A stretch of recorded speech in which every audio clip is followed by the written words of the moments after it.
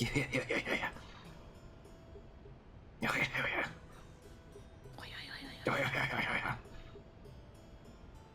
I woke up and my throat was hurting. Okay. I don't know how to do. Am I consoling you on your throat or? No, I'm just saying because of the stream last night. I'm pretty sure that's why. That's It was okay. hurting. Well, maybe stop screaming. Anyways, as you can tell, Sarah's side still doesn't fit into any background, but I think that's part of the course. However, her frog, now an evil demon ghost, Hell yeah. and my Jeff, now disintegrating into the Matrix. So, anyways, hello. Today, we have a different Spooktober. And this one's about cryptids, but not just cryptids, because I have another thing that I also want to talk about. In the same line, but it's like same genre, different font. But first, Urban Legends? No. Well, kind of. But first, weekly obsessions. I went first last time. You have to go first this time. Okay. It's a song. Of course it is. It's a song. It's not a K-pop song, so you can't get mad at me. It's actually a English song, fully English song, but it's by a Filipino group called Bini, and the song is called Cherry on Top. And there's this part in it that happens during the bridge and the outro where they spell out cherry and then they say good ingredients are hard to find, and that part's been stuck in my head on loop. As well as during that part, they also the choreography is them literally signing the word cherry in sign language. And so I've just been doing that around the house while singing it. And yeah, it's been stuck in my head ever since like at least Tuesday, Wednesday. Very fair. Now you. Unsurprisingly, it's One Piece. Again? It's all I've been really thinking of. Like, I've tried to think of literally anything else that has been taking up my headspace this week, and it literally has just been One Piece. Between just thinking about it, or like no, because I'm reading the manga to catch up with it. And there have been moments where I'm like, what the fuck, since when? And it's been very, very fun. Wow. I know, obviously not in the same vein, but like I've seen a lot of people that have come out with a lot of My Hero Academia art recently, because in all of the captions read something along the lines of I was upset with how it ended, so I made it this way. I don't really understand why people are that upset with how it ended. I think it ended just fine. I feel, well, considering I think you're the minority in this situation. Well, I don't even know how it ended. do you want to know? You're gonna probably say a bunch of characters that I don't even know the names of. I can summarize without even really. Okay. I know you know the main character, so Sure. there was a giant war, basically, against Shigaraki. Okay. Because he got really powered up and everything, and Deku tried to save his life, but it didn't work really, and in the process gave up all of his powers. And so it ends with it flash forwarding for like I think 8 years in the future or something. They've all graduated and everything, and so now Deku is a teacher at UA. And instead, because he isn't really able to be here because he doesn't have any powers anymore. And then it ends with getting a gift from all of his former classmates, which is basically a power suit to let him emulate the powers he used to have, so he could still be. But the entire thing is like everyone can be a hero kind of thing.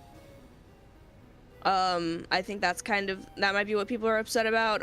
There is one character does die that people are really upset about, which I can understand why they're upset about that. because the person who Kiriko is getting a skin for, Himiko, that she died in a really tragic way, right after she kind of had a change of heart. I was about to say she was evil beforehand, though. I remember She was much. evil. She was evil, but she died saving Ochako's life. And it was a really sad death because of everything that happens, and it was sad. So that might be why some people are upset, like, she shouldn't have died, she should have had redemption. But it's like, I understand why she died. It's like, people who are upset, I think, about the ending are people who don't understand good storytelling. There was just a lot going on in that series. Not as much as One Piece. I'll give them that. But there was a lot going on. There were a lot of characters in My Hero Academia. A lot of characters, a lot of like things going on at the same time. And it was just, I don't know. It got very confusing for me. I think the theory of it was nice. People who are like people who are upset, feeling sad emotions.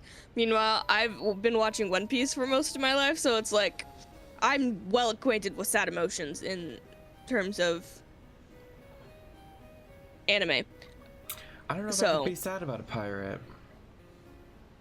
It's everything leading up to it, like spoilers, but I know you don't care. As if but there weren't spoilers in the One Piece episode. True. There's an entire thing where their first ship has to get burned because, and in this case, ships, they don't really realize it until it's happening, but ships kind of have spirits if they're taken care of correctly, and so they have to retire their old ship. And it's a really, really sad thing because the ship has been with them through everything so far. And it's just, and the way it goes about it's heartbreaking because it also has just like helped them get away from like a really bad situation. And it's just, and it starts talking to them and it's like, thank you for loving me and thank you for taking such good care of me. And the characters are like, no, we didn't. We're so sorry. We're sorry we have to do this to you. And it's heartbreaking. But it's a ship. It is a ship, yes. Well, maybe that's your worst nightmare, having to say goodbye to a ship. I get sad saying goodbye to cars. That's odd. I'm a sentimental fool. In my mind, I would think one of the main reasons for the My Hero Academia ending being like unsatisfying, I guess, is the only way I could put this, is that he lost his powers. I think it's a satisfying ending, though. Personally. Different question, kind of related to this. Are they the same character-wise in the sense of, do they not grow up when they're grown up? Do you know what I'm talking about? Yeah, no, like where they just got kind of elongated instead of like change. Yes. No, they are still recognizably the same characters, obviously, but I think he did a good job growing them up. Ironically, the one of the people who got changed the most was Aizawa. Because he cut his hair. Yeah, he's still alive, but he cut his hair, so now it's all short. And he also, to be fair, he's also like missing an eye, and has he's also missing an arm and a leg. So. Yeah, that'll do it. That'll change. But granted, that happened throughout the series. So if like you're comparing them to the beginning of the series to the end, then they've significantly changed. I mean, at the very end, Deku had to get a completely different haircut, and I think a lot of people were upset about the haircut. I didn't like the haircut, but it's like, it actually makes sense because of medical reasons why he had to get the haircut. I mean, was it just shorter? Was it a buzz cut? Was that the reason? There was a side that had to get shaved because he had he got really hit on the side and had to get like stitches or something. Yeah, but doesn't that grow back? Yeah, it will. I think it did. I don't actually remember how his hair looked in the time skip in the end. It's okay, Hide. You'll be dissatisfied too. If not for the ending part, then for the person that dies that I won't mention. But because I have a feeling that would be someone Hide would like. But oh yeah. Anyways, also yes, Shinny, I saw your thing a while ago, and yes, it's good ingredients are hard to find. But anyways, let's talk about the topic now. The actual topic. So what do you know what a cryptid is, technically speaking?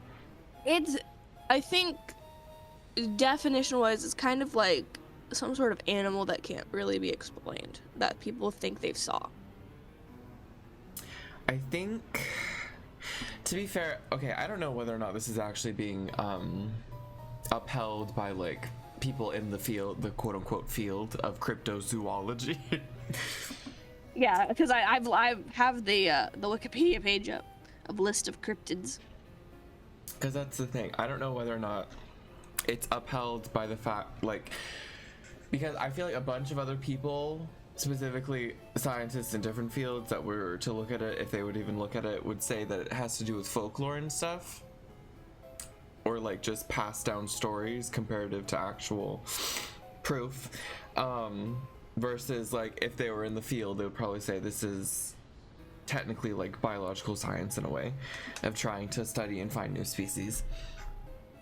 But basically, things that you think might be real but probably aren't, or they are, question mark, such as Loch Ness Monster, Bigfoot, giant frogs, The Yeti.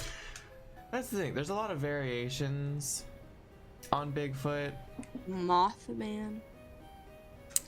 Like there's the entire separate one in Australia. I think it's called like the huehueuhe or something. And in my mind, I question the whole point of like, how would it have even gotten there? But that's another thing that I've heard. Oh my gosh. Because let me tell you. Skunk? Yeah, it's the Floridian one. I was about to say there's a version in Florida. Wow, you don't know anything. Let me tell you. I don't. Let me tell you. I don't care. I'm not a big fan. Like, okay, you and your family have been obsessed with Bigfoot. Okay. No. It's not me and my family. It's me and then my mother. That is the only. Don't say it like I'm weird for not knowing anything. You are weird because the skunk cave's literally in our backyard. It's right behind you. She looked behind her, but I didn't actually. She did. Because I know what's behind me. Behind me is a door. There's nothing to fit behind me in my room. The skunk can open the door. He has opposable thumbs. But no. Good for him. I don't. That's sad. This explains why you can't play platforming games, because you literally can't hold the controller. But no, Bigfoot, me and my mom would watch all of the stupid shows like Finding Bigfoot. I say stupid not in the sense of, I think they're stupid, but I do think the shows are kind of funny. Because you'll get like these long drawn out episodes where basically nothing is happening. Like they're just in the woods at night, and sometimes they're in the woods at night like near towns and stuff, so they're not even like super isolated in the mountains or anything. And then they'll hear like something on a tree, they'll start howling into the night, because that's something that Bigfoot does, supposedly. I'm gonna be saying a lot of supposedlys. Things that I know that Bigfoot does according to the BFA, Bigfoot Association, is they howl like weird howling noises, not like a wolf. I would play a thing for you, but I'm scared of what it'll sound like, and I don't know if I should vet it. But they howl. They do tree knocks. So oh yeah. with like other pieces of wood or something that they find, because it has to be big enough where it doesn't snap, I would assume, or like rocks, because you'll hear kind of like when you hear two wooden blocks hitting together, that's what people say it sounds like. Which part, Shitty? The knocking or the howling? Because the knocking I find kind of funny, but it's like they knock on trees. It's supposed to be how they communicate with each other. secretively. And then another thing is they like stalking around people and then, going away. Specifically when it comes to food, because that's typically when you find a bunch of like experiences or sightings, is when it has to do with campers or something that have some kind of food. Or even then, there have been some people that have like had experiences where they come up like on their front porch, but they live like near the woods, so that's why they think. And then there's been like weird giant handprints and stuff. But yeah, let me see. I want to see if I can find out Bigfoot howl. I'm sure I can find one. Look, this one says the 1994 Ohio howls. Everybody listen closely.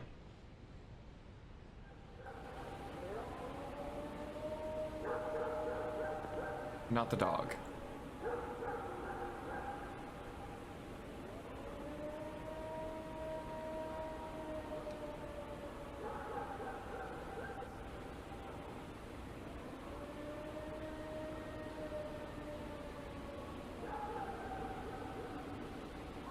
It really just sounds like a man.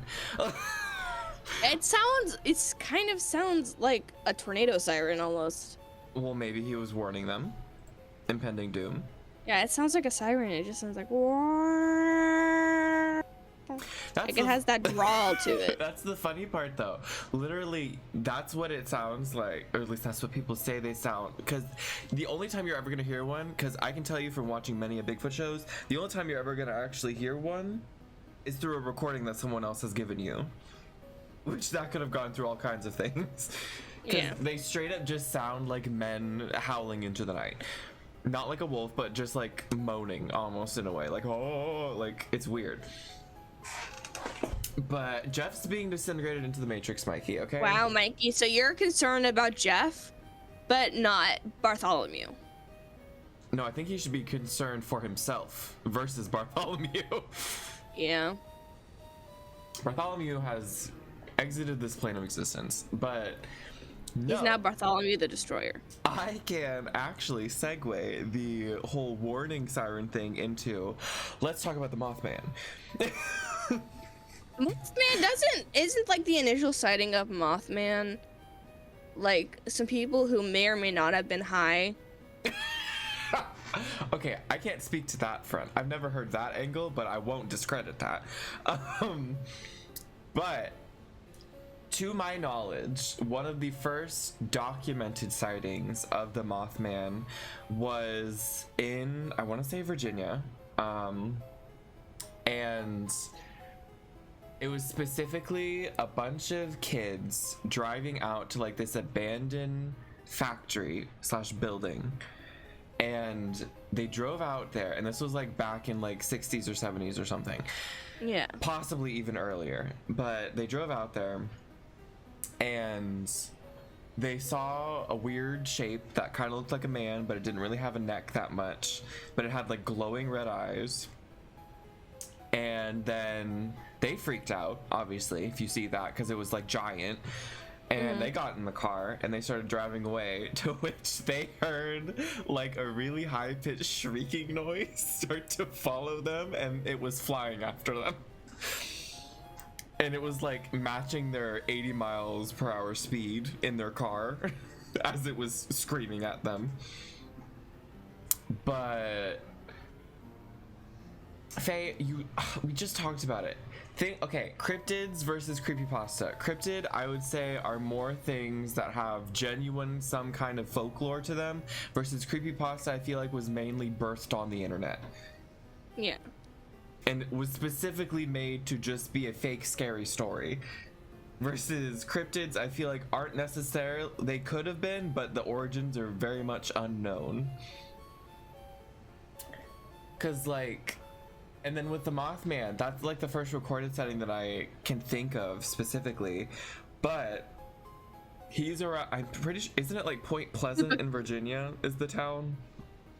Why am I asking you? You don't know anything. For Slenderman? I don't know. For Mothman. Oh, I have it up. It's, yeah, Point Pleasant. Okay, see? I know my cryptid stuff. I'm not even looking at something right now. Mothman, and his whole shtick is that they saw him before a giant bridge collapsed in that area. Like they saw him flying, people supposedly saw him flying around and stuff, and so people now associate him with being like a harbinger of doom. Where like if he shows up, something bad's gonna happen. But the thing is, there have not only been sightings in Virginia, specifically even around Point Pleasant, but there have been ones even as far out as like Michigan and stuff, which people kind of equivalent to like that having to do with the Great Lakes, because that apparently is like a really weird area, and they even think there's like a weird triangle similar to the Bermuda Triangle where weird things happen over the lake. But yeah, Mothman be crazy. And the amount of accounts that you will get of varying nature, but the main thing is like that he has glowing red eyes, barely a neck, but also kind of muscular in a way. Like, would you do the Mothman? Like, Is it really a question? but at the same time, he makes like a really high-pitched screaming noise at you, so I don't know. So do I. Well, that's why I wouldn't do you. For a Well, multitude of there's, reasons. I was about to say, that's not the main reason, I don't think. But the funny part, one of the theories that they have for the Mothman that is also funnily enough shared with Bigfoot is, what do you mean Nessie too? Faye, do you want to do Nessie? Is that what this is? No, from? she's talking about Nessie is a cryptid, yes. But they think that the Mothman could be an extra dimensional being. And that's why he can come in and out so quickly without people realizing where he went. And that's why people also think Bigfoot could possibly be an extra dimensional being, and that's why no one's found him. Sure. And that's why he has like so many spottings around the world, even in places like Australia, because they're like, how would he get there considering it's an island? But yeah. There's a lot of weird stuff. When it gets into like the, you know, extra dimensional beings, that's when it gets a bit more into, oh, I see why scientists think you're ridiculous. But I don't think every cryptologist thinks that way, okay? A loch, it's a type of body of water. Yeah. I don't remember what the specifications are for it though. Loch Ness is a lake type thing. Like Loch Ness, isn't it Scotland? I thought it was Nevada. Let me see. Excuse me? No, it is not in the US. Is it not? I can't remember. I didn't realize how uneducated Sarah was on this topic. Okay, I think cryptids are stupid from a logical standpoint. Why? Because, yeah, it is Scotland. Because I don't know, for some reason Nevada sounded right to me. Oh, okay. I think they are stupid from a logical standpoint, because if they were real, we would, with how many sightings there are and how quote unquote prevalent they are, we would have some sort of actual evidence about them. Well, we would know what they are, we'd be able to explain them. I think it is people who are looking into the darkness and seeing something that they don't want to see. And it might be their own demons, honestly. They are about shaped as like a muscular Mothman. yes, or they're high, or they are doing drug trips, because a lot of these are from kind of that area of the time where drugs are very prevalent. So it's just like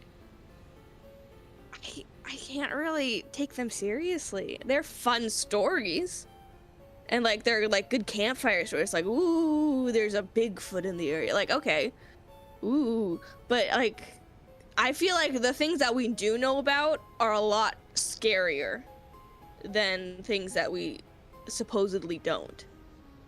I think it's a double-sided coin, because on one specific point, I think humans are one of the most terrifying things.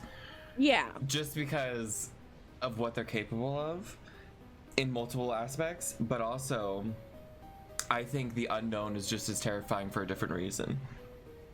I guess a part of me takes comfort in the unknown, in a way, where it's like, I don't know it, and that's okay. I'm okay with not knowing, because if I don't know and I have no way of knowing, then I wasn't supposed to know, and I'm okay with that.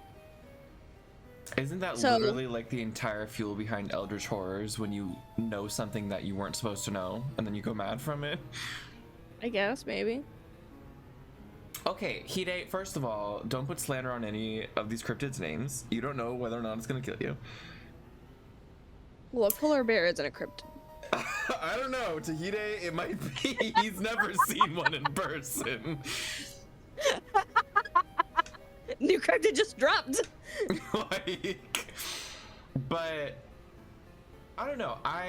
For me, I was always under the impression of like, because there's a lot of stuff I don't know in general. But I'm always under the impression that I don't discount things because there's not proof, just as much as I am not going to be like, this is absolutely real without proof either. Yeah. I'm a very ambiguous person when it comes to that kind of stuff. I think part of it is also kind of like in response to what Hide is saying about the entire what we know are scarier. A lot of these things may be scary in theory, but we don't have any proof that they are scary is the thing. Like, Well, no, even a lot with of it I think comes from the unknown aspect. Yeah, but that's the thing. It's like, I'm not gonna assume something's gonna hurt me, like, from a distance. Like, if I saw it in real life and I genuinely was like, what the fuck are you? And I thought you might hurt me, then yeah, I'll be scared and I'll believe in it. But, like, from a distance, like, I don't think it... Florida's Bigfoot is the least scary thing about Florida, in my opinion. There is plenty of other things that I can be scared about from Florida that I mean, know will hurt me. That's the thing. We also, because it's very almost like region locked to some places, the only reason I know about Skunk Ape, even before I was into Bigfoot or any of that stuff, is because you ran into him personally. No. Although I had a weird experience once, but you know what, we can get into that later. But no, is because when I was in Cub Scouts and we would go camping out in the middle of nowhere at like this giant campsite, however, it was still in the middle of the woods, they would tell stories about it. And I think that in and of itself is kind of a foundational aspect of cryptids, is that they came from something. Like someone told the story about it. That's why in my mind, cryptids are the same as urban legends. They're the same as urban legends, but I feel like they last even longer. Because some of these things are like ancient things that were told about like in close to medieval times, and they just stuck around. Oh my gosh, good for you, Faye. I mean, Hide, I'm not gonna be one of those people to go out and like discover something either, because I know I'm too much of a wuss for that. I've played horror games, I've seen horror movies. So like, wait, hold on. I have a question then. Yeah. You just gave this whole spiel of how like the unknown brings you comfort. So you're saying if we went to the woods at night looking for the skunk ape, you would be okay with that? It's not, I wouldn't be scared of specifically the skunk ape. I would be more scared of there's someone out here, or spiders. It's me. I'm the one out there with you. But what if there's someone else? I'm more scared of cult activity than I am of skunk ape. Oh, I would love to see a cult. Are you kidding me? That would be some found footage. Because right there. in the end, because like you said, humans are scarier. I have no evidence that a skunk ape is going to run after me and maul me to death. But if there was a cult, if there was cult activity, I would have more evidence supporting the fact that the cult are gonna like skin me alive. So wait. We go out into the middle of the woods at night, and your first thought is there's a cult here somewhere. Like that's what you think of? No, my first thought is there are so many spiders around, aren't there? Oh my gosh, I'm worried about a cult being in the woods. I said I'm more worried about a cult being in the woods than I am about skunk ape. Okay, different thing. To Mikey's point, ghost hunting. How do you feel about that? I went to a cemetery with you. Okay, I don't count that as good ghost hunting. Because Okay, where are we ghost hunting? we would have to go to an actual haunted location, like a haunted location, and have a setup and everything. If it's a haunted location, I think I would be fine personally. Because like a difference is like in horror games, I know that there's going to be something that is going to come out and jump scare me. I know there's going to be something that hunts me. That's why they're scary to me, is because I know that there is something. I'm the waiting. opposite. I know something's gonna hunt me, and I'm not as scared because of it. Because I'm like, it's gonna come eventually. For me, it's the suspense of it that makes me scared. I know. Oh my gosh, I just learned this. I'm making a gay gesture right now. I'll let you interpret what that means. But there, you are talking more about terror. Yeah. Because terror is the absence of something that makes it horrifying, no, that makes it scary. Horror is the threat eminently there. Yeah. So it's kind of similar in the known versus unknown thing aspect too, of like whether or not you're afraid of something that could potentially be there, or whether you're afraid of an actual threat. That's the entire thing with what we were playing last night. As soon as I got that first jump scare, it stopped being scary. I mean, It was because I didn't know what the jump scare was going to be. I didn't know what sound it was going to make. I didn't know anything about that. That's what made it scary to me. As soon as I got that first jump scare, it's not scary anymore. Like, Faz isn't scary to me anymore. Like, sure, there might be the occasional jump scare where it's like, oh, you startled me. But it's not actively scary like when I first played it and I wouldn't go into the house because I didn't know all the mechanics. that's the thing though. I think terror in and of itself is more frightening, but I think for me, I handle horror more fine because I kind of already know. Like, knowing, I feel like, is better to me than not knowing. Like, I would be more scared of something I don't know. Because, like, I can see that woman chasing me and I'm not scared even if I haven't been jump scared, because I know that if she gets to me, I'll get jump scared. And because I know that, obviously I'm not going to be as terrified.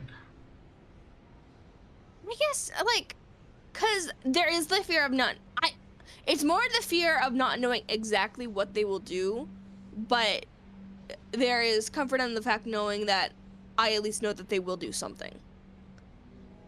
I mean, it also helps in video games to know that it can't kill you in real life. Yes. But on a different thing, talking about kill you in real life. Okay, here's the thing.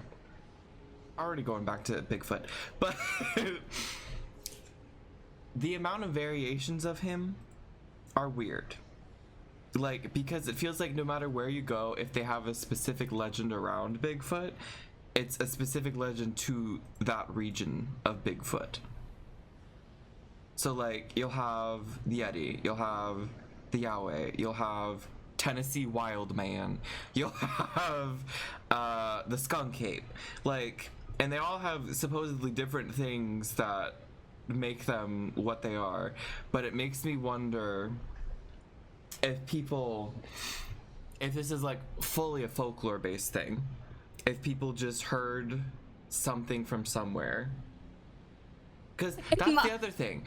I feel like there's other records of other things, in the sense of, like, I don't know which came first. And I don't know if they would even be possible for a cross section of, like, someone to know about the Yeti in North America, and then they came up with the Bigfoot legend. Like, I don't know where or if that even exists. The thing with the Yeti, I think, is the most plausible one out of Yeti and anything in the water. I think are the most plausible type of cryptids, like areas where we have not fully been able to explore it yet. What do you mean the Yeti, though? I think because of just the conditions in places like the Arctics, there are things that we could have easily missed, especially because there's a good portion of it that is underwater or frozen and stuff like that. So I think that if there were going to be cryptids that were real, a Yeti wouldn't be out of the question. and I think anything underwater, I mean, but in a ocean stuff big makes body of sense. water. Yeah, big body of water, like ocean stuff. I'm more inclined to believe that. I mean, Because we're still discovering stuff in there. Oh, I don't even know if we would fully discover, solely because, like, I know for a fact that I've seen plenty of, like, creepy stories surrounding, like, what's at the bottom of the Mariana Trench. Yeah. But at the same time, I don't know. It's like, after so many allegations, as if he's on trial. After so many allegations of him existing, you would think some of them are based in something. Like, they had to have seen something. It might not have been what they thought they saw, but I'm not under the impression that all of them are making it up. I mean, I don't think that there's a lot of people making it up. I think they are under some sort of influence, whether it be lack of sleep, whether it be drugs, whether it be something else. Not everyone can be on drugs. A good portion of these sightings, were they not happening like in the 60s and 70s? For Bigfoot, they're still happening today. Yeah. I don't trust that either. There are still plenty of people on drugs. Oh my gosh. Not everyone I've been is on the dating drugs apps like that, Sarah. I swear. Those weird eels? Goblin sharks? What are you talking about? Do you not know what goblin sharks are? No. They're freaky. I'm assuming they're real. They are real. They have this, they look fairly normal, and then they open their mouth and like there's like a tube that is their mouth and their jaw and everything that shoots out to eat you. Oh, kind of like the xenomorph? Kind of, yeah. But real. But real. Would you believe me if I said a dwarf is a cryptid? No, because there are in fact little people who exist. Well, no, that doesn't mean that you call them dwarves. I feel like that's just a term people Their can. entire their condition is called dwarfism. That's just what scientifically. I'm talking about the cryptid version of, like, say, weird miner men that are furry and live in the mountains. I promise. And that's the other thing. I feel like a lot of the times, especially if it's like something from an old-timey myth or something, it'll often intersect with like supernatural stuff by proxy, because back then they thought everything was supernatural if they didn't understand it. Yeah. And I think that could definitely like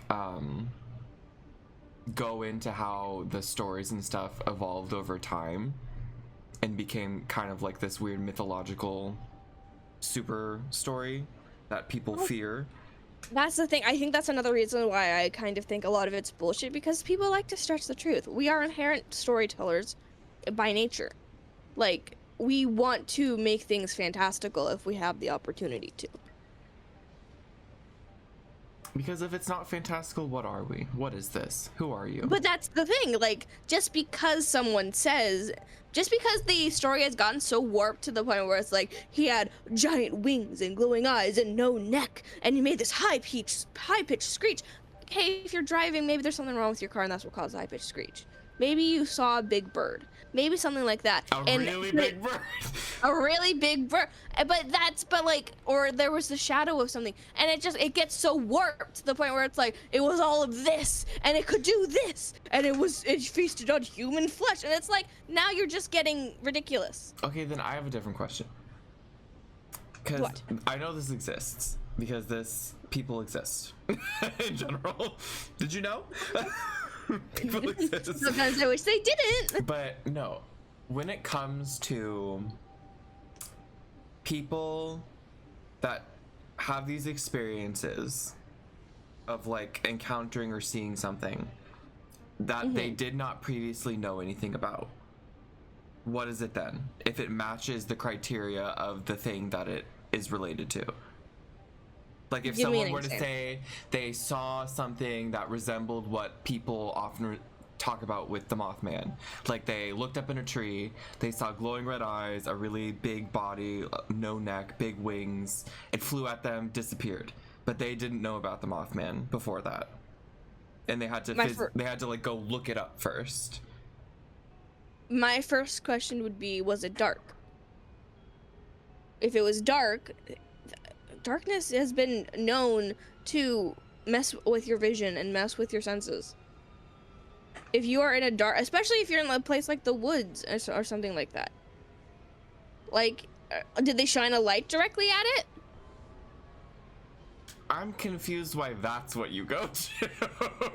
because there are so many factors that play into it. That's what I'm saying, is if it's dark and they think they saw something that looked like Mothman, then I'm not definitely inclined to believe you because it was dark and I don't trust what you saw. No. They didn't think they saw something that looked like Mothman. They thought they saw something and it happened to have the features of Mothman. That's what I'm trying to be like. If there's shared occurrences that are happening all around the world, or specifically within a relatively regional area, because that at least makes it slightly more believable comparative to, you know, like trans-dimensional Bigfoot. So if it's within a regional area and there's people that don't know about a legend or anything, and they're saying they saw the same thing even if they don't know what they saw, you think all of them were on drugs, sleep deprived, or blind?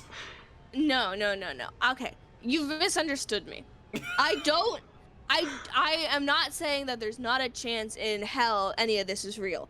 I'm saying it is less likely. I am saying I personally do not think that it is possible because there are a lot of other factors that can do it. If you show me indefutable proof, then I will fully believe it. But I want that proof before I do. If it's kind of like an entire ghost situation. It's like, I don't really think ghosts are real, but if I have a personal ghost experience, then I'm gonna probably, if I can't explain it other ways, I'm gonna believe it. I'm gonna be like, okay, the ghosts are real then, I guess. If I went into the woods and I saw Bigfoot and it was like the middle of the day and I saw what could only be described as Bigfoot, then I would believe in Bigfoot. You'd probably think it was a bear, though. That's the thing.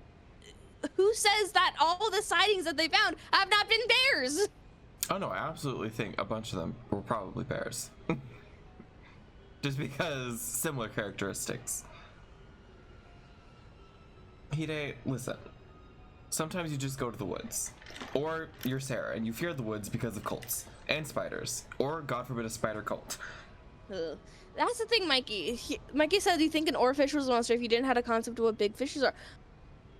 I am not saying that.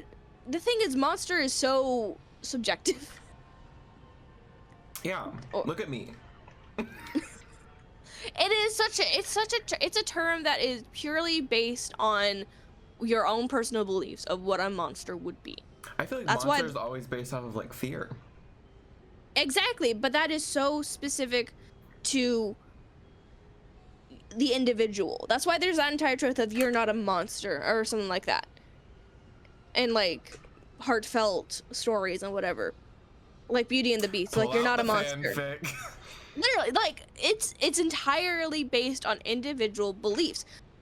I don't think an oarfish is a monster because because I know that it is. I know science. I shouldn't say this on the internet. I was about to say, I know what you were about to say.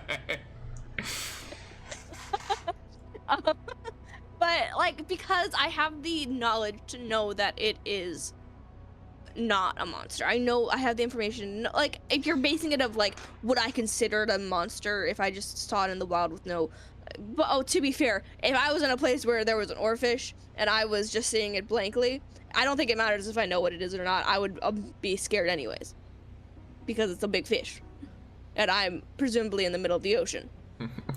No raft, no life jacket. Nothing. Just Yeah, there. just there. Yeah, and if I see any movement in the water, even if I did have a raft and I saw movement in the water, I'd be like, oh fuck, is that something that's gonna attack me? Like, okay, but like even dragons, I don't think animals are inherently scary, other than spiders. but that's because I have my own phobia. I think they are a part of nature, and that's just what it is. Like, if you were starting to say, like, I think that's another part about cryptids that I don't find scary is we don't have any evidence, or like even in all of the things, there's like sightings and everything, we have we have nothing to say that they have any sort of evil intent. We don't even know if they're sentient. I mean, you'd hope. Well, what do you mean by sentient? As in like human wise, or as in like Human wise? I don't think any of them would be if they're animals. Exactly. That's what I'm saying is that That's because what would make it more terrifying, though. it wouldn't make it terrifying to me, Yes, because humans are predictable in a sense of how they could possibly react, whereas an animal would automatically act on instinct. That would be what makes it terrifying. But the instinct is usually fight or flight. If I look at something and it's big enough to hunt me, I know it's gonna go with fight rather than flight, and so I can guess what I should do, which is usually run. What else are you gonna do? Die. If I don't have a weapon, exactly. If I don't have a weapon, then that's the thing. It's like, I know how it would be like with a bear. Would I be scared for my life? Yes, but it's not a case of I don't know what you are. I know you're like, I don't know what you are after all of the shitty talk. And to be fair, I'll only talk on this briefly because it's pertinent. The entire man versus bear thing. What's man versus bear? Have you not been on the internet? I mean, I've been on the internet, but maybe you haven't been on the same side. Maybe not basically, the same side. Where it's, would you rather come across a bear in the woods, or would you rather come across a man in the woods? Do I know what they're doing, or are they just there? It is would you rather come across a strange man in the woods that you've never met before, you have no idea who they are, or would you rather come across a random bear in the woods? So it's specific that he's a strange man. Yes. Strange how? You do not know this man. That's why he's strange? Because Yes. he's just a stranger. Yes. Bear. It's a feminist question, because women would almost always choose the bear, because the worst thing a bear can do is kill and eat you. The worst thing a man can do is a whole slew of other things, which is why it doesn't scare me that much, because the worst thing that will happen if I know that they're just animals is that they will kill me. That they will. The worst thing is they'll kill me. But that's the thing. They would have no reason to keep. Animals are going to make sure you are dead, unless they are a cat and they're actively playing with you. They're almost always going to make sure you are dead, so you cannot run away. If I am dead, that means I can't feel anything. But you'll feel what happens up until the death. If it's a quick death, I don't care. It's a bear. You know what bears mauling people are like? I haven't actively looked into it. It's but not still, good.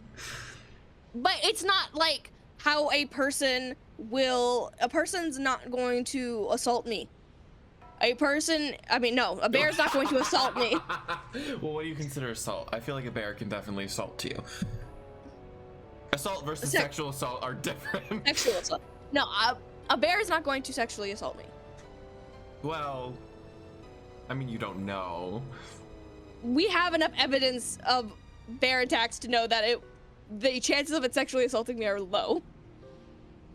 A strange man very well could. A strange man would, like that recent case, blend me up into a thing, like piece by piece. Like, at least if the bear killed me, I would be sustenance. If a man killed me, he could do anything. It would be for his own enjoyment. You could also be sustenance. Ugh. I would rather be bear sustenance. Wow. Who knew? She just wasn't into cannibalism. No, I can say that I'm not. Did you know a gnome is a cryptid? It's not on my list of cryptids, so I don't trust it. I have a big list of cryptids, thank you. It's the same with like giants and stuff. Giants, though, there's actual like possible scientific proof to that, because they've actually found like really big bones in certain areas. So that match human bones? Yes. Human bones that there's too many of them to say that it was just a one-off of like gigantism. And that's why they're like, and there have been like tales in that area of like giants, and that's why people are like, well, maybe. But you know, they've never found Bigfoot bones, to my knowledge. That's the thing. A lot of the times, that's typically the main fake point.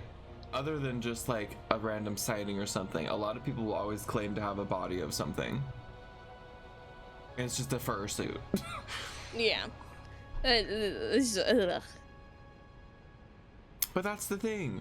There's so many different ones of Bigfoot. That's the only reason why I feel like it has more credibility than, say, a gnome. Just because of how many there are that have relatively the same thing, that I have no clue how they would have heard about it from each other. Like, I can see a batoot toot from Vietnam, or for some reason, the Boston Bahumagosh.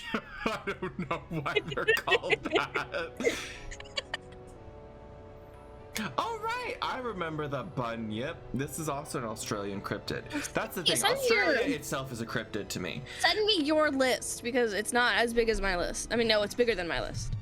Australia itself is a cryptid just because the things that are there that I know, technically speaking, have probably been explained, or at least categorized into like some kind of phenome and all of that stuff, but it's terrifying. What the fuck? Ooh, look, this one and says this is it's not a cryptid.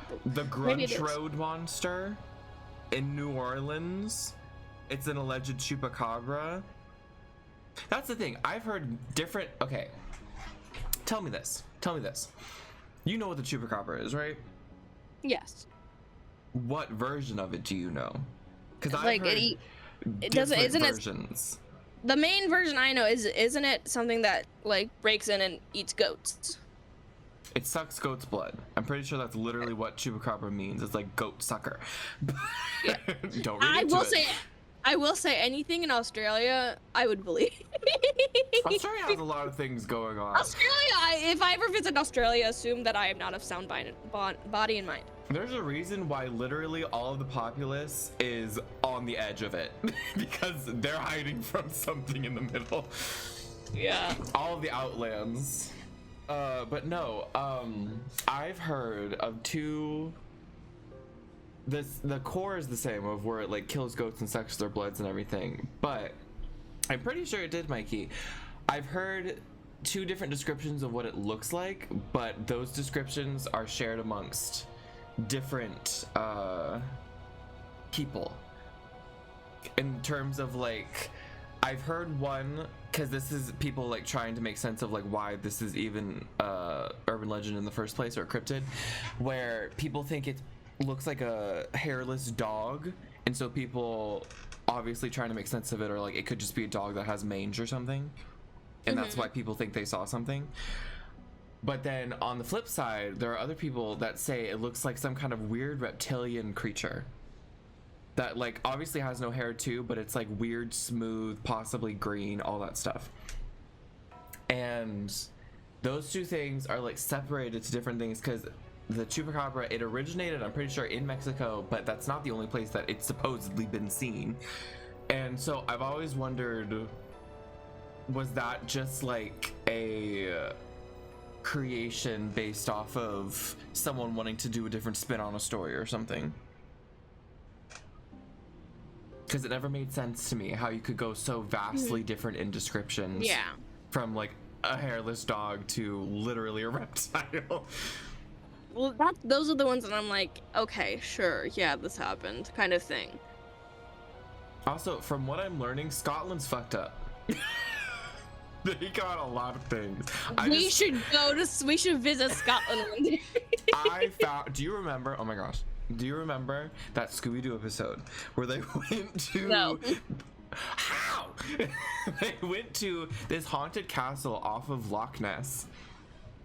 I don't think I ever watched Scooby-Doo. Oh my gosh. Who are you? What is wrong with you? It It's was the kind of Halloween in that. season. I never watched Scooby-Doo. I don't know what to tell you. But no, anyways, I just found the boobray. You'll never guess what it's supposed to look like. I'm assuming it's not a giant blueberry. No. It looks like a really messed up vulture that can shapeshift. I'm looking for it. And the funny part is it apparently is also associated with bad weather and stuff.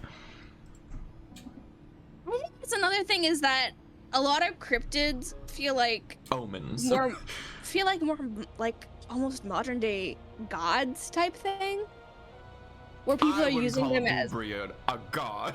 but they're used as like explanations for things that people don't really understand or feel like they're able to explain, like bad weather or like bad things happening.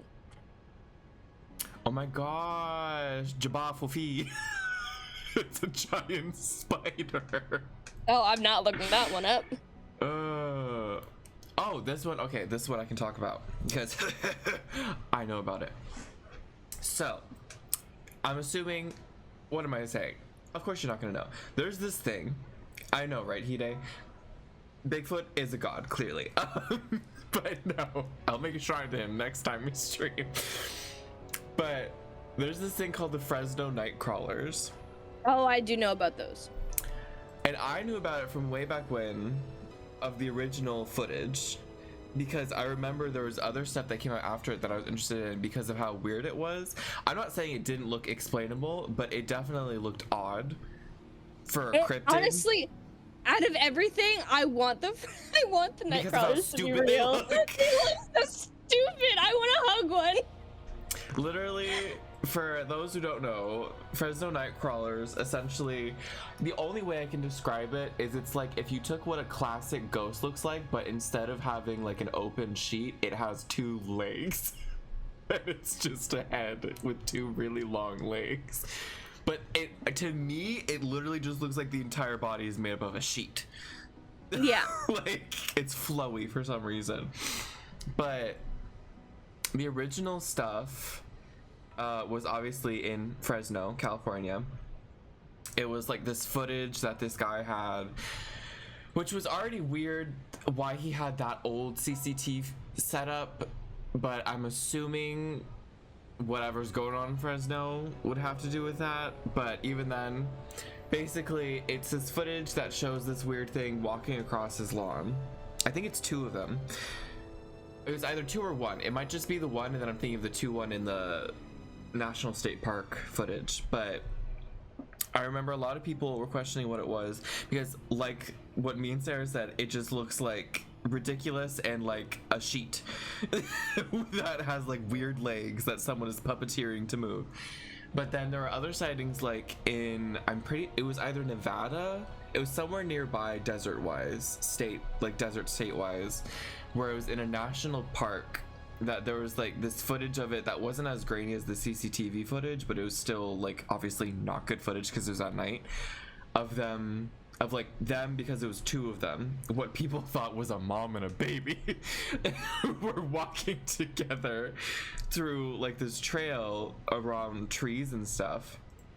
And I don't know if there's ever been any more. This thing says a man in Poland has also claimed to have seen the creature, but girl, I don't know. Because to my knowledge, no one has ever claimed to have seen it live. But I don't know. It just, see, you'll have things like Bigfoot, which like have a reputation, and then you'll have weird things like this that I'm like, what is this? I don't understand. There are some cryptids that have a lot more credibility to them than others. Like the one I'm looking at right now, this is why I think cryptids are in the same realm as urban legends, because you have stuff like Bunny Man, which sounds just like a serial killer dressed up as an Easter bunny, basically. Oh my gosh. Who only kills under bridges. Well, literally, that's what it says. Tell me why they gave it high heels. The bunny man or No, the look at the Nightcrawler? picture I just sent. Why is it serving?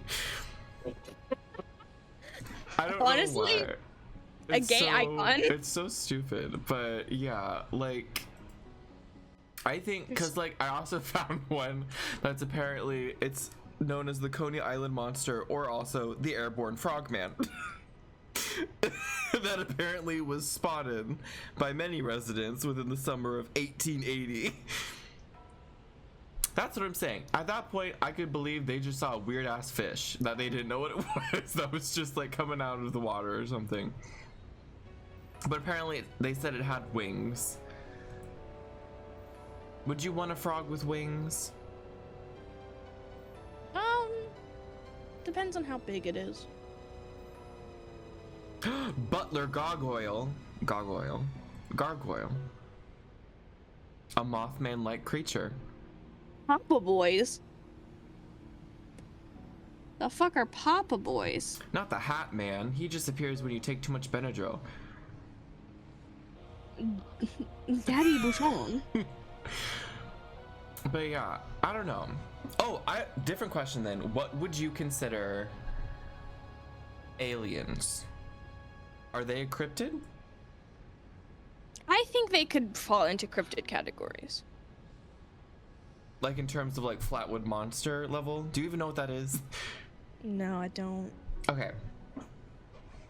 I'll go over it really quick. Also in West Virginia, a lot of things happen around there apparently. So that's where we need to go, clearly. I already know I want to plan a trip to Salem at some point in the future, but... Oh, I'd definitely go ghost hunting with you in there. And apparently they dress it up like Halloween Town around Halloween. Granted, it's very crowded, but you know what? I feel like that would be fun. But no, Flatwoods Monster, or Braxton County Monster, but you know, Flatwoods Monster, better. It was sighted in the forests of the Flatwoods in West Virginia. Fraytown, West Virginia specifically, and they thought that it was an alien / extraterrestrial of nature because of the entire appearance around it, where it kind of like appeared as an inorganic being with like a red glow around it, kind of in a way, and they thought it looked kind of like sci-fi-y. Which, here's the thing, that's another thing that I'm like, you could definitely spot something kind of like the whole War of the Worlds thing that I talked about, where people thought that the world was ending even though it was just on the radio program. I feel like mass hysteria was much more easy back in the day when it came to like if you thought you saw something and it happened to be in the popular craze of like sci-fi was going around at the time or something, and so you're like, ooh, I saw something that looked like a weird extraterrestrial, and obviously it was gonna match what they thought that looked like with like weird toy-like arms or something. But I feel like that's what happens a lot, or at least what you see happening a lot back then, where a bunch of people start saying they saw something that looked very specific to the times, rather than you would think if they saw an actual alien, like a high-tech alien, it wouldn't look like the retro future high-tech that they were describing back then. It would look even almost like imperceptible or something. But basically it looked weird. I'll send you a picture of it. It had like this weird collar.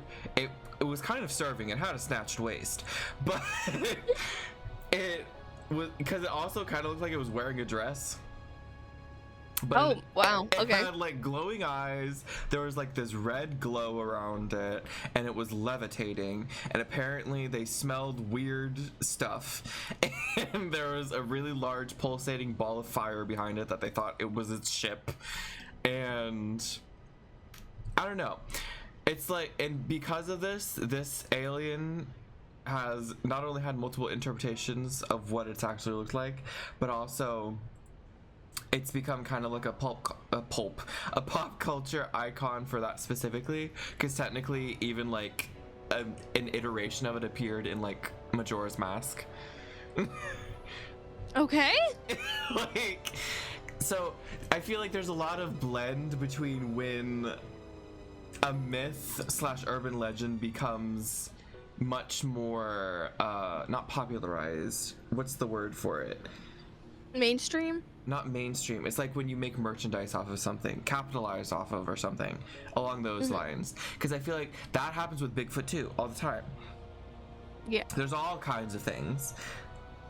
Or Loch Ness, like the really famous ones, I feel like you'll definitely see a bunch of like merch around or things surrounding it. And it's like, when does it transfer from being just an urban legend that's kind of like a creepy story into like a pop culture term or so that everyone knows just because of how well known it is? Because that's when it starts getting much more unbelievable to me, because then anyone could say, oh yeah, I saw it, because everyone already knows what it's supposed to look like. Oh my gosh, I just found something called gender uwo. I'm sorry. And it looks like a version of Bigfoot from Java, Indonesia. Okay, different question then, because cryptids you have your own gripes with. What about specifically stuff, say, from like indigenous people, like all of the legends and stuff surrounding them and the things that they have that have prevailed for way long, like skinwalkers and all that stuff, like skinwalkers, wendigos, that kind of stuff? I think. Okay, this is gonna sound bad though, because you're gonna say I think it's stupid and ridiculous. Personally, I think that they could be just considered like indigenous boogeyman stories, kind of. Okay. Where they were stories more told to like children and stuff to keep them from going out into like the woods or something late at night and getting lost and stuff. It could also be spiritual, where they genuinely think. I don't know, because I don't know enough about them and I don't know enough about the culture. I mean, I know there's a lot of legends, not necessarily cryptids, because I feel like cryptids, that's the thing. There seems to be a weird line that's blurring where it's like, I don't know whether or not they consider it fully supernatural in the sense of like a ghost could be a cryptid, or if it specifically has to have some kind of tie to the possibility of being an actual organic creature of some kind. Because that's what I always thought cryptids were to me, versus like urban legends or something. Like, based on the cryptid wiki that you sent me, like, there's this thing called Indrid Cold, which is just a man who's smiling too big. And there's this thing called deer women. That's just furries. Like that's what I'm saying. Like, I don't know how this wiki specifically classifies cryptids. I think. Oh God. Did you see on a the spider? giant? Yeah. I think for me, I'll always think that cryptids are more trying to base themselves off of some sense of reality. Of like, they could be real, therefore it would make more sense if they were more organic things, like that could actually have a potential of being discovered and or studied, versus say like, I'm trying to think, what's that one ghost's name? The crying lady? The one who is talking about her drowned children? I think I know what you're talking about. I don't remember what she's called. All I know is that's one that I think of, that I think people confuse urban legend with cryptid, because I think that has to do more with the fact of like, that definitely seems like a boogeyman story of like, don't go near the water at night or something, because like you could drown, and like her whole shtick is that if she gets you, she'll drown you. And so I think when it goes into like urban legend territory, that's when it becomes more apparent of the possibility of it just being like a scary story to tell children, like a literal bogeyman. Yeah, I'm looking at one of the cryptids called Not Deer. And it's not a deer. It's basically, and I'm reading the explanation things because it's like, yeah, that this makes more sense. Where it's like, yeah, they have birth defects, or they have zombie deer syndrome. I swear I remember, I've heard about that, but I don't fully remember what it was about. It has to do with a parasite or something, it getting an infection, and that's what changes it, because it eventually just dies when it already is infected with that. Kind of similar to the whole thing with that fungal thing that can get into ants and like make them basically spread spores before dying. That's more terrifying to me. Like that whole, because that's kind of like what Last of Us parodied in a way of like what it was basing off of, the fact that fungal stuff could happen. You say that Last of Us thing. Last of Us came afterwards. It was based off of that because that had been around and people were like, oh, that's weird. The Abaguchi. What the fuck is that? Well, She an owl, a fox, and a deer. It looks so stupid. It's a dry land piranha. It's just a piranha that, you know, slowly makes its way to you because, you know, it can't swim, so it can't get there fast. The story is that in 1999, in an ill-considered move, the West Virginia Division of Natural Resources introduced 13 baby abaguchis from Costa Rica into West Virginia. Oh my gosh, you know what a cryptid is? I said it's most likely a hoax. What? Love bugs. What? Love bugs. Love bugs are a cryptid? In my mind. Why are they a cryptid? Have you ever heard the story of how they were supposedly like created to go against mosquitoes and they got released from a lab on accident and that's why they even exist in the first place? No. That's what I've heard. I'm not saying it's real, but there's like different origins to them that make no sense. But they always show up. Like they always show up. They're definitely real. They always show up at the same time. And I personally don't know. I don't know if anyone else knows. I'm sure there's some kind of scientist team dedicated to studying them. Mikey, basically, okay, where we live, there are these things called love bugs that show up around springtime and then around fall time. Around like, I want to say May for spring and close to like October, September for fall time. And there are these tiny little black bugs. They don't do anything bad. Well, I don't know if they do anything bad. They don't harm humans in the sense of they don't bite you or anything. They're much smaller than cicadas and they don't really make a noise. Again, I don't know if they make a noise. I've never heard one. And I've been in proximity with a lot of them before and I've never heard noises. So, but they're these tiny little black bugs that have like a red dot on them, like a bulbous dot. Yeah. like it's not just a marking, it's like a bulb. And I think the whole reason we call them love bugs is because of how much they like breed with each other, like how rapidly they do. But I think it's also because they stick to each other and they like are stuck with each other for life. For or life. Up to several days. It's up to several days. I don't know if it was mind. for life. But they show up around those times like every year. And then when they don't show up, they are vanished. Like you will never see one. And they show up, they start breeding for a really long time, for like a set amount of days or something, or a set amount of weeks, and a whole lot will start to show up. Like I remember one time in my childhood, our school was swarmed by them. Like they were everywhere. And when they breed, they stick together with their butts touching, and they're stuck like that. And so they'll fly around like that too, and they'll crawl around and everything. And like I remember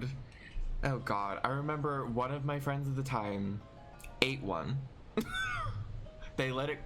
She let it crawl in her mouth and she bit on it. And she said it was juicy.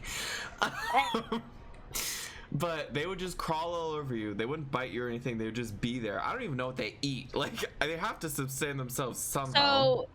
So, they apparently feast on certain vegetation. Thank God it's not meat. Like, yeah, where is it? I saw it in a second. I saw it briefly. They feed on partially decayed vegetation in the landscape, and in this respect are beneficial to humans. Adult primarily feed on nectar from various plants. It's a nuisance by motorists, especially in the state of Florida. Yeah. You can tell it's love bug season because Because your windshield your looks cars, garbage. yeah, the front of your cars are just absolutely covered in them. And the thing is, even if you go to get your car cleaned, it'll just be back the next day. Yeah. But I'm pretty sure don't like the acid from it also can wear down your paint and stuff. I have no clue. I'm pretty sure. Okay, would you let a devouring gourd devour you? I don't know what that is. It's a gourd that devours. Devouring gourd. Kind of looks like a trapinch. Not gonna It does lie. kind of look like a trap. Maybe this is what trapinch was based off of. This is the surprise, the gourd just bought it. If you pluck me, I'll pluck you. Well, that just sounds like a little shit.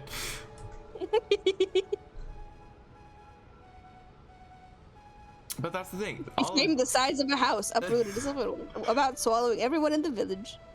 These and rolled into a lake. sound like urban legends.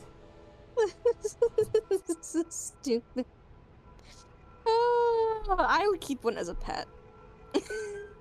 Or like, oh my gosh, a mandrake? Man, aren't mandrakes just annoying? Weren't they mentioned like in the Bible? Were they? I don't know. I don't remember. I know they were popularized by obviously Harry Potter and stuff, but I don't know. I feel like mandrakes are, the thing is mandrakes roots are a real thing. well, but what they do is at least not what they're explained to do. Mandrakes were believed to be a stimulant to help with fertility and conception in barren women. Rachel sees the mandrakes as a way for her to bear a child with Jacob. So yeah, they weren't the Bible. It seem like they were fucking each other with a root. I don't think that was it, but maybe. Why are there so many squash and gourd related plants? Because they grow into weird shapes and people think they look weird. You know what I want to see? I want to see a pumpkin so big that it could actually just roll over someone and kill them. I mean, I'm sure. Let me hold on. I know. I have it. Okay. In your personal opinion, because obviously there's a lot of different versions, but why do you think there's so many different versions of like dragons? Because like East versus West dragons are very different.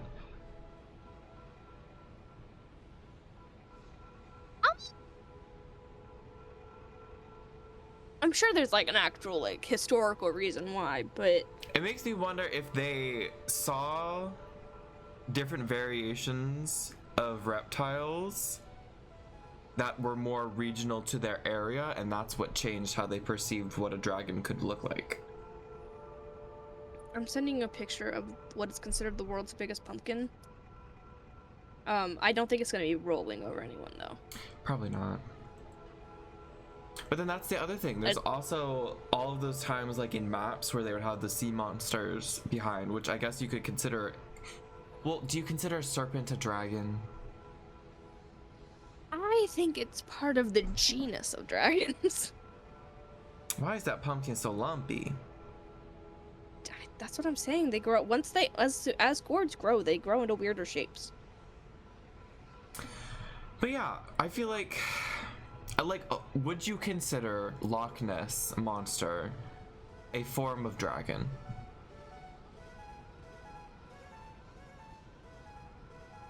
I think it's closer related to a dinosaur than a dragon. Well, okay, different thing then. Are you more inclined to believe things that are closer to possibly being just ancient things that have possibly survived time? Like the giant squid or something that people have seen / found. Oh yeah. or like to some extent it could also be the Loch Ness monster, just because of the similarities to that one aquatic dinosaur that I don't remember the name of.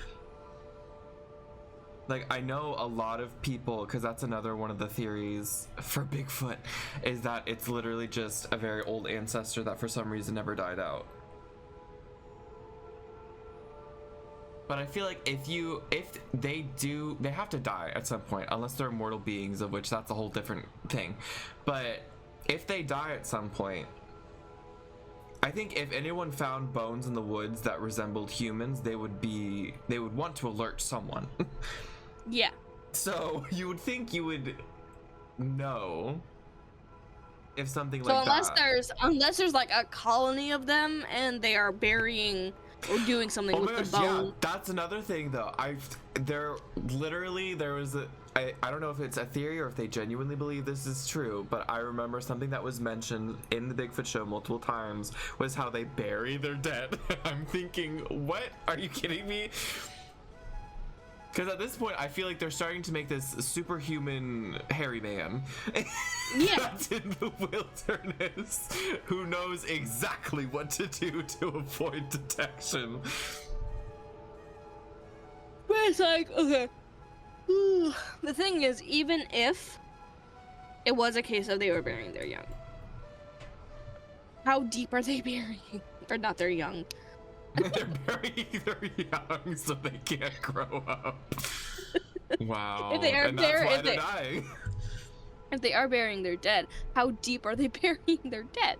Because I feel like it would get to a certain point where you would have certain animals digging up bones, thinking it's food. So we need to go to the woods at night when we know there's no spiders or colts. Look for a Bigfoot to interview and ask, how deep is your baby hole? How deep are the holes? Would you fuck Bigfoot? No. Wow. I have a thing for not wanting to be with anyone that smells not nice. What if he was bathed and had perfume on? It's a lot of hair. I'd give it a go. But I can't guarantee I'd enjoy myself. What if it was a completely shaved Bigfoot? I would be much more horrified, and I think there's a medium that you kind of have to hit for it to be more normal. Because like when there's hair everywhere, that's a lot, but when there's no hair, that's also terrifying. I knew someone in high school who was born with no hair. Did they smell? Not that I never really got close enough to them to know. Maybe they were a Bigfoot without hair. She was specifically like, at one point she literally, because she wore wigs all the time, and she got up in front of our Spanish class and was like, I was born with this genetic condition. I have no hair. She said it like that? I don't remember exactly how she said it, but in my mind that's how it went. In my mind that's how it went. Wait, did she take her wig off? No, I think that's one of the few times she came to school she didn't have a wig on. Wow. So she was just bald one day, and we were like, what in the world? Well. But I didn't know her well enough to be like, what happened to your hair? It could have been a Bigfoot. I don't think it was a Bigfoot. She was very small, to be fair. There are baby Bigfoot. BBB. Going to a public high school? Yeah. How else do you think they're gonna teach everyone else how to speak? Ooh. I thought they howled. I know. That's how they talk to each other. This one is an American folklore, specifically thought to have come from Cherokee mythology. It's called the Wampus Cat. Or the Wampus Beast, or the Cherokee Death Cat. This is where I think it straight up just is probably a mountain lion. Yeah, it's just a mountain lion with an extra pair of feet. But that's the thing. It also, people are like, sometimes it walks on its hind legs, and I'm thinking, you know what? Maybe. A lot of it. The thing is, as I was reading about the knot deer, quite a few animals do go on their hind legs to be intimidating. It's not that weird of a thing. I think a lot of times It's just because how similar it is to like humans. I think that's what makes people freak out even more. Because then they're like, oh my gosh, it's walking like people. Even though like you'll see a dog, if it wants food, it'll get up on its hind legs or something. Like, ooh, what about the cactus cat? It's a cat made out of cactus. And it's supposedly a relative and descendant of the Wampus cat. What I've learned is that the Wampus is apparently the origin of all weird cats. See, that's the other thing. A lot of the big cat related ones, other than this one that kind of looks like a rhino, why is this in the feline category? A lot of them, to me, seem like they're literally just a big cat somewhere.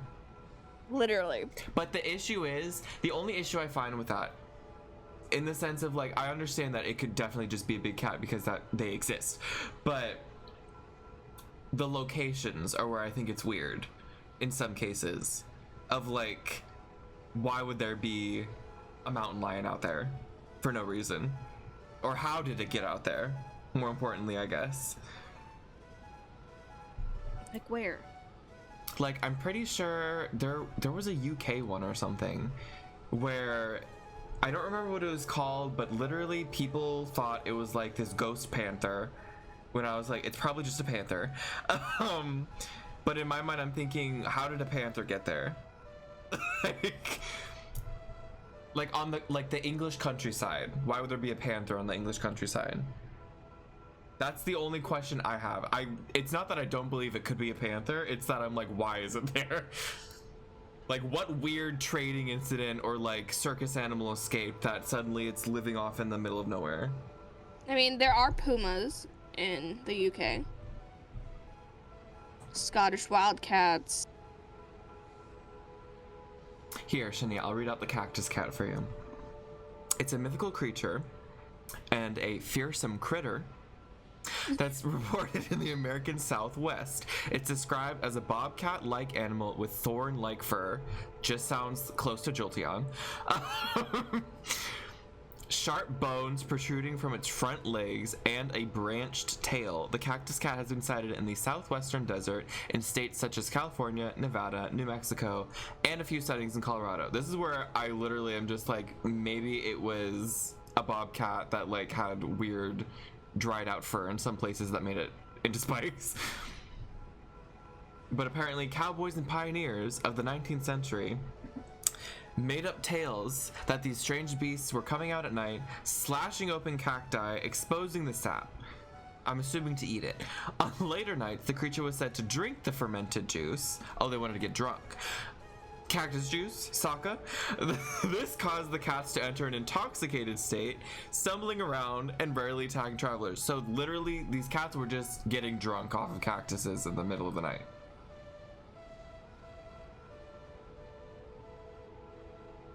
That I'm less fearful of, because you know what? I just want to see a cactus cat get drunk. Don't you? Well, I mean, is it like catnip? It says intoxicated. Would you consider the effects of catnip intoxication?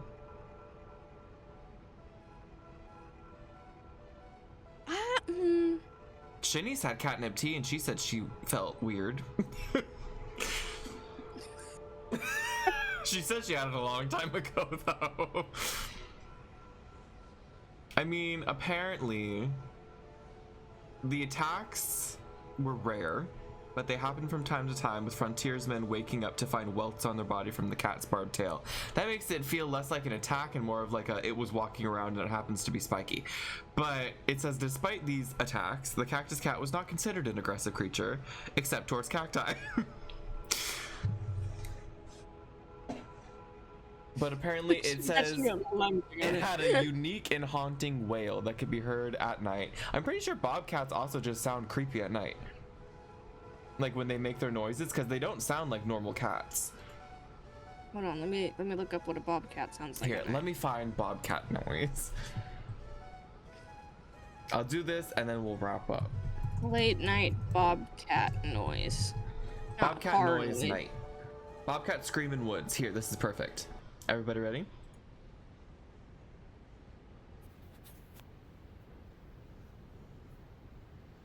Wait for it.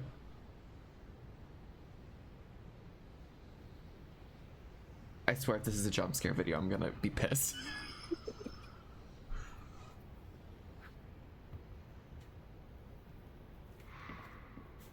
That. Like, that's terrifying. It sounds like so good. Exactly. Like a crow almost. That's the thing. It doesn't sound exactly like a crow though, and that's why I would definitely be freaked out because I'm like, I don't know what that is. But yeah, like that could genuinely just be a normal bobcat crying out into the night, and people were freaked out. The cowboys were freaked out because they're like, what the hell is that noise? But yeah, I don't know. Cryptids are weird. Mikey, don't make fun of the cactus cat. How dare you? Anyways, would you like to have any final thoughts, Sarah? What are your final thoughts on cryptids? I think some of them are more plausible than others, but most of them are just a bunch of bullshit. I think it's fun to believe in weird things, even if some of them are ridiculous. Granted, that doesn't mean that I do believe in all of the weird ones. Because, you know, while I would love to see a cactus cat get drunk, I don't necessarily think it's real. There are a few I would love to. Of things. Yeah, the night crawlers, I would love to see them in their natural habitat. I'd love to just go out, just watch the Fresno night crawlers go about their day. What even would their day be? See, that's the thing. Crawling in the night? I don't know. Is the night their day? We don't know. But yeah, that's why fanfic exists. Would you fuck a night crawler? Absolutely, I would. I'm not gonna get into the logistics of that because I don't think I want to know, but I don't know what their bits are, but I would figure it out. On that note, thank you all for watching. We'll see you next week with a potential guest. And I'll be streaming Silent Hill this Wednesday. Trying to get past that god-awful elementary school. Shinny, don't say wow. You know this is not surprising what Sarah would do to things. Okay. I'm an open book, baby. Yeah, with open legs. Good night, bye.